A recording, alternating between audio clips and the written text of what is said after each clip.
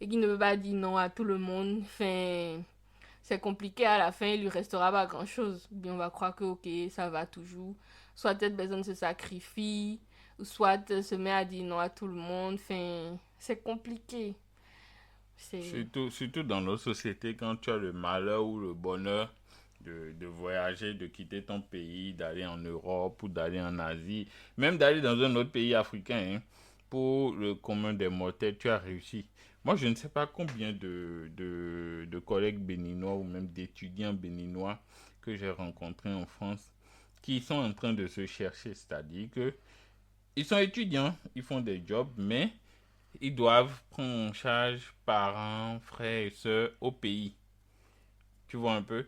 Alors que le mec lui-même, il touche les aides de la CAF.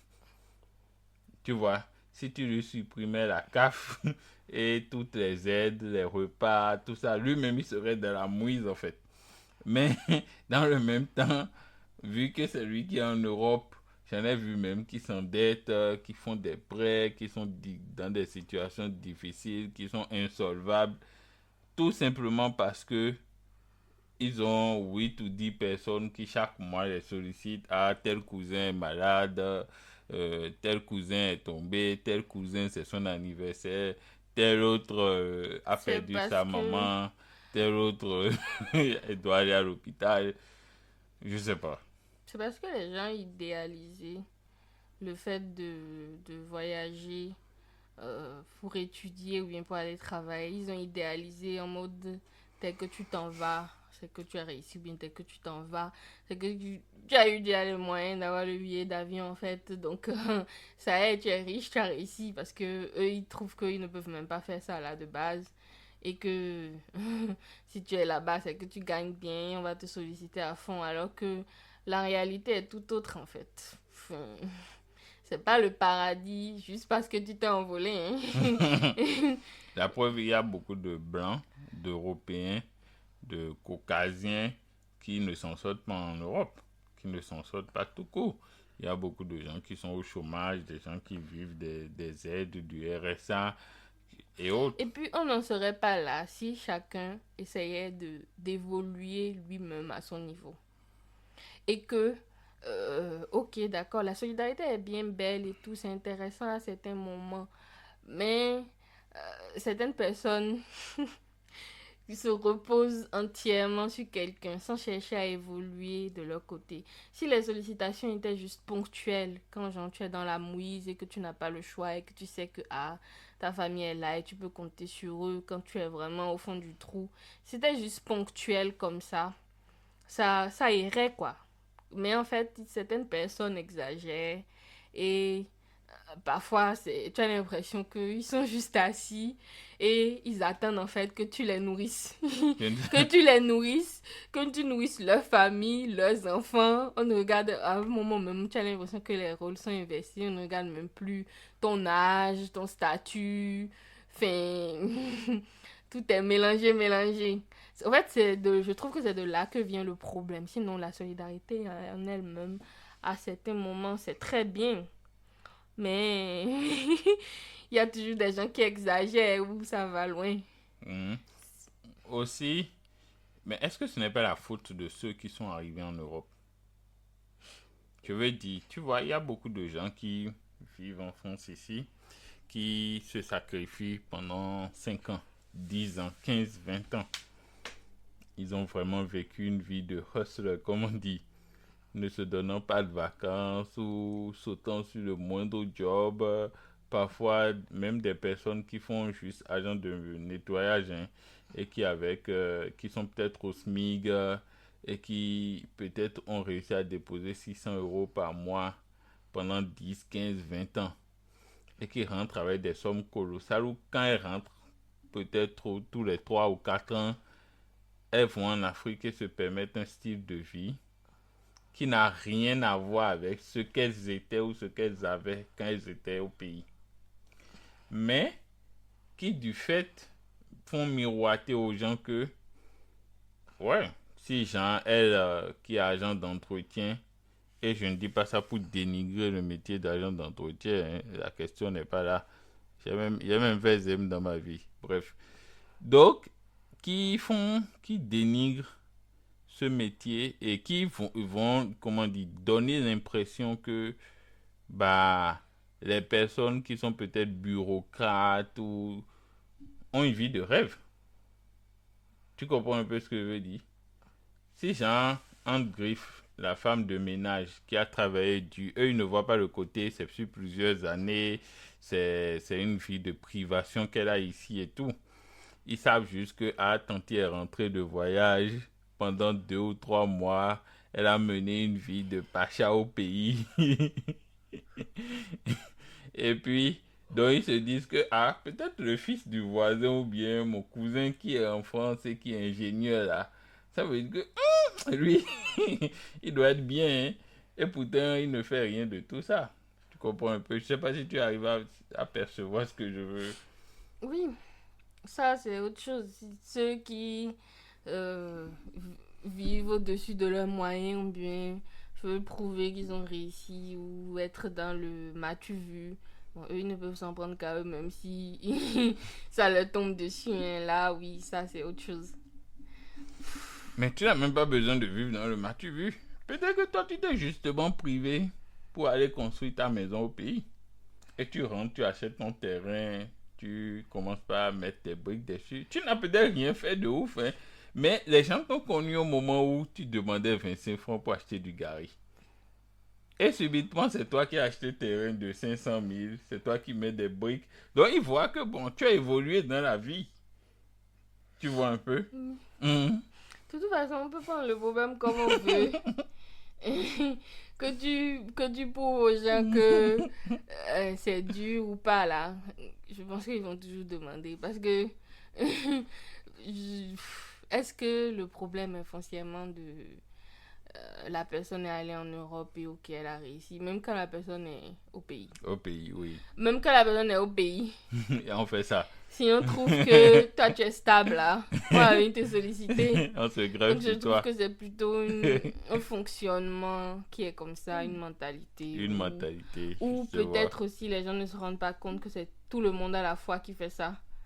Et en fait, tout le monde là, ça fait énormément de monde. Ça fait une vingtaine de personnes. Eux se disent peut-être que, moi je ne vais pas beaucoup demander, je lui demande peut-être pour la 3e fois ou quoi.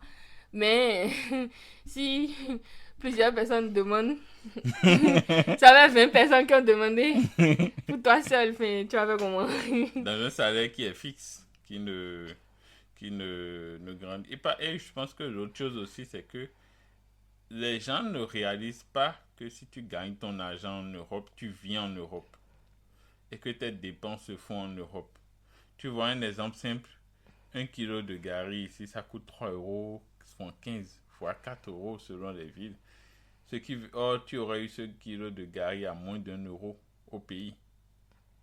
Tu vois, une baguette de pain, ça coûte presque 1 euro selon ce que tu choisis, 80 centimes, ce genre de truc. Ça fait, si tu devais convertir au pays, ça fait 655 francs. Avec ça, tu t'es déjà acheté quoi 4 baguettes, 5 baguettes de pain. Tu vois.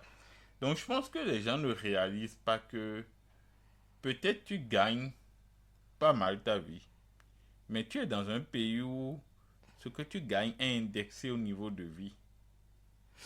Oui. Et que justement, il ne faudrait pas qu'ils tombent dans le piège de penser que oui, tu touches une certaine somme et que voilà. Et je pense aussi que, comme tu l'as dit, c'est un problème de mentalité. Il y a beaucoup de gens en Afrique et même partout dans le monde qui ont grandi avec l'impression que quelque chose leur est dû, que c'est leur droit, tu vois, qui ne supportent pas la contrariété de s'entendre dire non, je ne peux pas. Ah non, ça c'est à toi de faire ça toi-même. Qui pensent que justement, bon, comme tu es de leur famille, si toi les choses vont mieux pour toi, ça veut dire que tu dois partager. Tu vois. En tout cas, moi je connais beaucoup de gens comme ça qui sont dans cette mentalité aussi. Et beaucoup d'autres aussi qui mettent en avant le facteur chance. Beaucoup de gens qui te disent que toi tu réussis parce que tu as de la chance. Tu vois. Alors qu'au fond, la chance ne sourit qu'à des gens qui sont préparés. c'est parce que tu t'es levé peut-être plus tôt que tu as pu trouver le bus, tu es arrivé plus tôt, tu as rencontré la famille à 7h30, là où l'autre vient à 9h, et la famille a vu que, toi, tous les jours, tu es là à 7h30 et tout, et peut-être en partant, ils te donnent 20 000 francs quand tu as fini de t'occuper du patient. Parfois, les gens se disent des choses pour, comment dire, apaiser le cœur Justement. et supporter leur vie. Ça leur fait du bien de penser comme ça. Que oui, il a eu de la chance, si moi j'avais eu la chance de faire les grandes études, mais si moi j'avais eu la chance de devenir médecin, je serais loin aujourd'hui. Si moi je... écoute, la vie est dure, non? Il faut bien qu'il apaise son cœur quelque part, non? Moi, je sais que quelqu'un m'a déjà dit cette phrase-là. Il m'a dit que, vous avez la chance, c'est votre papa, et il vous a payé, il vous a envoyé à l'école, il vous prenait répétiteur et autres. Et un jour, ça m'a fait sourire parce que je venais d'avoir mon bac, mention très bien. Et puis, il me sort cette phrase. Et j'ai regardé dans ma famille, je me suis dit, mais bon, là, quand même, je ne suis pas à plaindre, hein. Mon papa, il a fait ce qu'il fallait. Mais on minimise l'aspect où j'ai dû bosser dur, tu vois. Et ce n'est pas tous ceux qui ont un répétiteur qui s'en sont sortis, tu vois. Et après, quand j'ai eu mon doctorat, il m'a dit oui, non, toi, vous avez la chance, toi, tu as eu la bourse. Non. Et en fait, à chaque fois que je faisais quelque chose de plus et que lui ne bougeait pas beaucoup, que quand je revenais, et c'est même pas que je venais lui dire que j'ai fait quelque chose, mais comme c'est le même milieu socio, il apprend, il dit félicitations, et la phrase qui suit en même temps c'est il faut profiter, hein, vous avez la chance. Et on s'assoit et puis la chance tape à ta porte. Non, je me suis demandé si j'avais la recette de la chance et que tu vois, comme dans Harry Potter, tu sais préparer la potion de la chance et c'est moi qui Non, bois. parfois les gens préfèrent relativiser pour supporter. En se disant que si se dit que c'est la chance, c'est pour relativiser, ne pas se dire que là, manqué une opportunité. Non. Mais justement, tu vois, c'est un problème. Ça veut dire que c'est comme quand tu regardes un riche et tu te dis que il y est arrivé par chance. Ça t'empêche de te demander comment il a fait. De lui demander comment il a fait. Tu vois? On ne peut pas changer la mentalité des gens. Il y a des gens qui pensent comme ça. En tout cas, si moi j'ai un conseil à donner aux gens, c'est que si vous voulez que les choses soient faites, battez-vous. Si vous voulez que vous donner la chance de réussir brillamment dans votre vie, retroussez-vous les manches et travaillez. J'ai vu des amis à moi qui ont eu un bac C mention passable et qui, parce que ça ne leur permettait pas d'aller à l'université et d'avoir la bourse, ont repris l'année. Et quand leurs parents leur ont dit on ne peut pas te repayer la terminale, ils sont allés s'inscrire au public eux-mêmes et qui ont travaillé dur. Et l'année qui a suivi, ils ont eu leur bac. Mention très bien. Ils sont revenus à l'université en ayant 1 an de retard. Et grâce à la bourse, ils ont pu faire les études qu'ils voulaient. J'ai vu aussi des enfants de pauvres qui n'avaient pas les moyens, qui venaient difficilement chaque jour à l'université. Et puis voilà. Moi-même, je suis arrivé à la fac et puis j'ai vu que j'étais un enfant de pauvre. Et tu le prends sportivement et tu travailles. Et puis, je pense qu'il faut être focus sur ses rêves et se dire que, ouais, si quelqu'un y est arrivé, c'est la preuve que je peux y arriver. Regardez J.K. Rowling qui a écrit le livre d'Harry Potter. Je ne sais même plus combien de maisons d'édition ont refusé son livre. Elle n'a pas abandonné. Elle a cru. Certains ont même dit que c'était des conneries. Aujourd'hui, Harry Potter est le plus grand succès littéraire après la Bible ou après certains livres, mais c'est vous dire quoi. D'accord? Bébé, tu veux qu'on change de sujet? Un dernier sujet? Ok. On va pas parler de ceux aussi qui prêtent l'argent. Ceux qui viennent prêter de l'argent. Oui. Non. Dit comme ça, c'est pas bon. Il faut dire ceux qui ne remboursent pas l'argent qu'ils ont prêté. C'est différent. Parce que la nuance, c'est la prêter de l'argent ou avoir recours à un prêt. C'est pas un problème. Tu peux le faire vers une institution bancaire ou vers un ami, un Ceux qui collègue. se lèvent un jour et qui t'appellent. Ah, mon frère. Et je suis dans une galère. Telle personne est morte ou bien telle personne est ceci. J'ai besoin d'eux. Je te sens gros montant. On n'a même pas peur de te sortir ça. Et puis, oui, je te rembourse dans 2 semaines. Je te rembourse dans 1 mois maximum. C'est vrai. Et puis, après, disparaît. Fantôme. Un fantôme.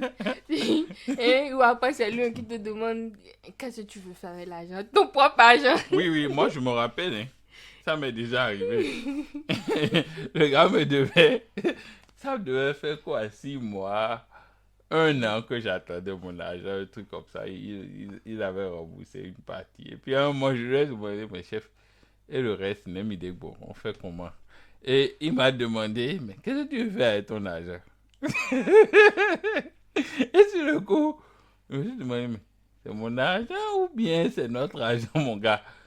Hein? Comment qu'est-ce que je veux faire avec mon argent? Et après, en allant sur TikTok, YouTube et autres, j'ai vu qu'en fait, c'est un truc général que beaucoup de gens qui doivent demander, mais gars, qu'est-ce que tu veux faire? Moi, je trouve que ceux qui font des prêts d'argent ne se rendent pas compte du sacrifice que l'autre fait pour leur prêter l'argent. Je m'explique. Par exemple, quand ils viennent de façon totalement imprévue.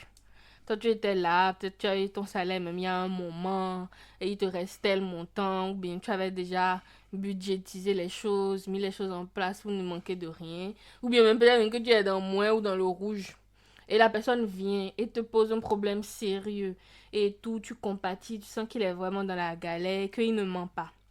Et tu prends cette somme, parfois une somme conséquente, tu prends sur toi, ou bien soit tu sacrifies quelque chose que tu trouves qui n'est pas essentiel pour toi à ce moment T, et tu lui prêtes l'argent.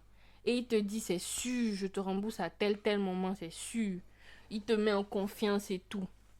Maintenant, le temps passe, il ne rembourse pas. Le délai arrive, il ne rembourse Il ne pas. rembourse pas, il te dit qu'il a besoin de plus de temps, tu donnes du temps, il ne rembourse pas. Ce Non, qui est il y a sûr... catégorie, pas catégorie. Oui, je sais, je fais une catégorie. D'accord. Le temps passe, il ne rembourse pas et tout. Le temps passe. Ce qui est sûr, à un moment, il a eu de l'argent et tout. Ou bien, même s'il devait économiser un peu pour te rembourser. Ce qui est sûr, l'argent l'avait passé dans sa main. Mais, quand il a regardé ce qu'il devait faire et tout, il s'est dit que si ça lui fait trop mal de retirer cet argent en entier pour venir te le rendre. Non, Alors il a que eu toi, des imprévus. toi, Il a eu des imprévus. toi, tu étais là, on t'a sauté dessus, tu as remis l'argent cash. Non, il a eu des imprévus, bébé. Le mois fini, il a eu des imprévus. Non, laisse-moi faire ma conclusion, mon déroulé. Donc, l'argent est passé dans sa main, mais il ne s'est jamais dit, ah, c'est important de tenir sa parole et tout, je vais rembourser l'autre. Non, on reporte. Ou bien on fait déplacement de dette. On va demander à quelqu'un d'autre pour faire, bref. Mais je ne trouve pas ça correct du tout. Parce que la personne chez qui tu es venu demander, l'argent se colle pas sur l'arbre. Toi, chacun travaille à la sueur de son front pour gagner son salaire. Et là, déjà, des personnes à charge ou bien une famille à aider et tout. Et quand même, prend sur lui pour venir te prêter un montant qui n'est pas un montant dérisoire. Et Non, même si c'est dérisoire. Bref. Même Et si toi, c'est quand 5 000. l'argent vient dans ta main, tu ne te sens pas le cœur d'enlever sa cash pour lui remettre. Alors que l'autre a eu le cœur d'enlever sa cash pour te donner. Non, c'est là je te dis, il y a plusieurs catégories. Il y a la catégorie de ceux qui sont honnêtes, qui veulent te rembourser. Mais ils ont eu des imprévus. Genre, la foudre est tombée sur la moto. Comment dire, il y a eu l'anniversaire de leur chérie. La belle famille a demandé un mouton pour le sacrifice du dimanche. Le prêtre à l'église a demandé de cotiser pour le Encore tu leur zindo. dis non, tu es le méchant de l'histoire. Hein. Pour le zindo. Qu'est-ce que je voulais dire encore? Et sa tante a eu un souci, et comme elle n'a pas d'enfant, il a dû participer. Maman a eu quelques problèmes de santé. Bref, et il n'a pas remboursé. Et il y a ceux qui savent que ils ne te rembourseront pas. Ceux-là, même là, c'est les bêtes, c'est les gouttes, c'est le summum. Au moment où il venait chercher l'argent même, lui savait déjà que il n'allait pas te rembourser. Ou il ne le savait pas, hein, mais il ne savait pas comment il allait rembourser. Pour moi, c'est la même catégorie. Et en mode, il se disait que bon, on freestyle quoi, l'argent va finir par venir. Ou mieux que toi, tu n'en as pas besoin. Il n'est pas venu prêter, il est venu te soulager. Tu vois, toi, tu as beaucoup d'argent et puis il est venu prendre un peu dedans pour... Comme ça te pesait. Il est venu t'arracher un peu, tu vois, pour que tu... Donc, c'est pas correct. bon, c'est... En tout cas, mais je pense que c'est aussi la faute de ceux qui prêtent l'argent. Ils sont trop gentils. Non, ils sont idiots. Non, Développe. je t'explique. Tu vois, d'abord, c'est Philippe Simo qui dit ça, que tu ne peux pas faire un prêt à quelqu'un qui n'est pas solvable. D'abord, tu n'es pas une institution bancaire pour faire un prêt. Si quelqu'un veut faire un prêt, normalement, il doit aller à la banque. Tu vois. Exception faite de quelques amis proches, vraiment, normalement, tu n'es pas une institution bancaire. Premier point. Deuxième point, si tu étais une institution bancaire que tu veux passer de l'argent à quelqu'un, il faut vérifier ce qu'on appelle son indice de solvabilité. Tu vois, en France ici, quand tu veux louer un appartement, on te demande tes fiches de paye. Pour être sûr que tu peux assurer le montant de ce que tu veux passer. Je te donne un exemple tout simple. Normalement, quelqu'un qui a 100 000 le mois, il ne peut pas faire un prêt de plus de 50 000. Parce que ça fait la moitié de son salaire. Or, on estime que pour vivre et assurer ses charges, il te faut 70 à 80% de ton salaire quand tu es quelqu'un de bien payé. Donc, si tu passes 50 000 à quelqu'un qui te dit, lui il est à 100 000 et il te dit qu'il va te rembourser dans un mois, toi-même tu sais que c'est faux, normalement. Tout ça là, je ne le savais pas avant, mais je l'ai appris à force des expériences, tu vois. Et je vous partage ça pour que vous sachiez. Donc, en fait, si quelqu'un touche 100 000 et qui vient te dire de lui passer 50 000, il va te rembourser le mois suivant. C'est faux. Il ne peut pas. Parce que quand il va avoir ses 100 000 et que pour survivre lui-même ou bien pour gérer ses charges, il lui faut 80 000. Les 20 000 restants là, il va travailler tout le mois. Il va aller prendre une bière. Il va étancher sa soif. Il va faire sortir madame ou... Donc, en fait, il va peut-être, s'il est très économe, lui rester 10 000. Ça veut dire que les 50 000, il va te payer en 5 mois. Est-ce que tu comprends un peu le calcul? Oui. Tu vois, non? Donc, c'est quelque part de ta faute. Deuxième critère à prendre en compte. Au moment où quelqu'un te dit, passe-moi de l'argent. Il faut vérifier ce qu'on appelle, et le terme m'échappe. Mais en gros, il faut voir et auprès des autres amis ou des autres connaissances quel est son taux de solvabilité. Est-ce que c'est quelqu'un, tu vois, par exemple en finance, on note les états. On dit que tu as le triple A, tu vois par exemple dans la pub du Botswana, là, le film pour le Botswana, et Thomas Ndiaye, il dit à son épouse que le Botswana a le triple A. Ça dit que le Botswana respecte et à jour et paye ses dettes normalement, tu vois. En fait, il faudrait donner une notation à quelqu'un. C'est-à-dire que si un jour tu as décidé de lui passer 5 000, tu regardes s'il a respecté les délais. Est-ce qu'il est venu rembourser même avant le délai? Comment ça a été difficile pour récupérer l'argent, tu vois? Et en fonction de ça, tu lui donnes une note. Et normalement, en fait, quand quelqu'un vient te dire passe-moi de l'argent, tu devrais pouvoir demander aux autres en mode ah, chef, John, là, c'est quoi son taux de solvabilité? Il est noté Nutri-Score A ou Nutri-Score B ou bien E. Tu vois, genre, non, lui, John, tu vas le poursuivre de janvier à décembre. Et quand tu vas réussir à prendre ton argent, c'est que tu l'as coincé le jour où on le payait. Tu comprends? Et Bref. il y a le troisième critère, bébé. C'est le plus important des critères. Il ne faut pas passer ce que tu n'es pas prêt à perdre. Parce que même quand tu as vérifié le critère A, le critère B, le C, le critère C dit que il ne faut pas passer une somme que tu n'es pas prête à perdre. Parce que la personne, malgré toute sa bonne volonté, son honnêteté, ses antécédents, peut se retrouver dans une situation où il n'est pas en mesure de solder ou de rembourser ce qu'il a passé. Conséquence, si toi, ce que tu lui as passé t'empêche de vivre, comme le disait le prof de biochimie, si tu as 100 francs et que tu donnes 10 francs à 9 mendiants, finis la phrase. Quel est le 10e mendiant? Tu deviens le 10e 10e mendiant. mendiant. Ouais, de toute façon, c'est une chose de savoir tout ça, et c'est une autre quand tu es dans la situation et que les gens viennent te solliciter, te supplier, Voilà. machin, et que cette personne compte pour toi et tout, et tout, et tout. Tu as développé tout ça, mais Oui, il y a la théorie dans la vie, il y a la pratique. il y a la pratique, tu vois. Je voudrais rebondir sur d'autres personnes aussi, ceux qui te prennent pour une banque.